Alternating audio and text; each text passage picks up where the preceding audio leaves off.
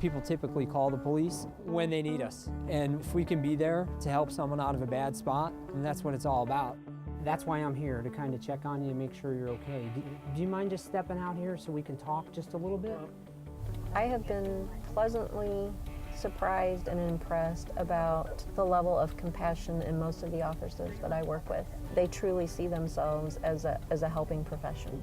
And he's talked about wanting to overdose. He's going through a bad divorce. We've struggled in recent years in addressing not only the number of mentally ill subjects that we've come in contact with just in our daily work, but also ultimately how successful we are in resolving their issues.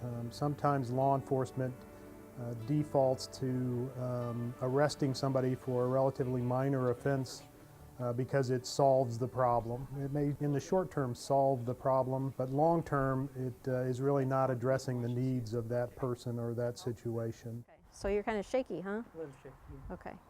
What's going on that's made you shaky? I don't know. Our most frequent flyers in the jail are people who have mental illness. Our statistics tell us that we run the largest mental health facility in the state of Kansas. For us, it meant examining how we operate and who we could partner with to have better outcomes in dealing with the mentally ill. Well, the actual position itself is called the mental health co-responder. I am not a police officer. They refer to me as a civilian. I am a master's level clinical social worker. So I am employed by Johnson County Mental Health, despite the fact that my office is in the police station, and I spend all my time with the officers. If we can intervene at the point that the calls come in with the Mental Health Intercept program, which the Olathe Police Department along with Johnson County Mental Health is piloting through a grant program, wherein a mental health professional responds to the scene along with the police department. It is our hope that we can divert a certain percentage of people from ever coming into the jail. You know, I was kind of skeptical at first. You know, how is this person going to react with our call load? Is she going to be able to handle it? Okay. Is there anybody else home? No, he said there wasn't. They had to learn to trust me. They were joking with me that, oh, you know, as much as we wanted this position, we were like, oh, hopefully they're not just going to hand out hugs and Kleenexes.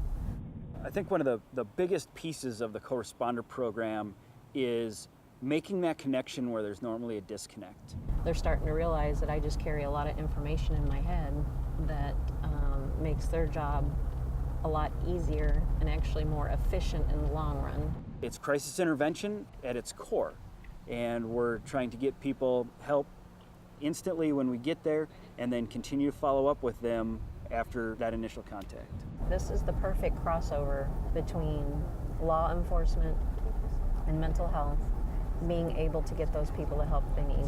You set up an appointment? Yeah, I set up an appointment for him to see someone tomorrow. Okay. With a mental health professional there at the scene, taking in the environment and being able to ask and work through some of the nuances of the situation, we believe it ultimately offers for not only a better assessment, but long-term a better solution to the issues. I really wanted with some help because of the difficult time he's going through. So, to be kind of in the heat of a moment when people are really at risk. I mean, there's been probably a handful of nights where I came home from work and I'm thinking, I think we might have saved a life tonight. And I don't remember thinking that when I would go home from my other job. I mean, I knew I was likely making an impact in people's lives and helping them, but it wasn't so acute, so spotlighted of, wow, we might have saved this person's life tonight. I'm grateful to be able to do something like that. So it's a good feeling.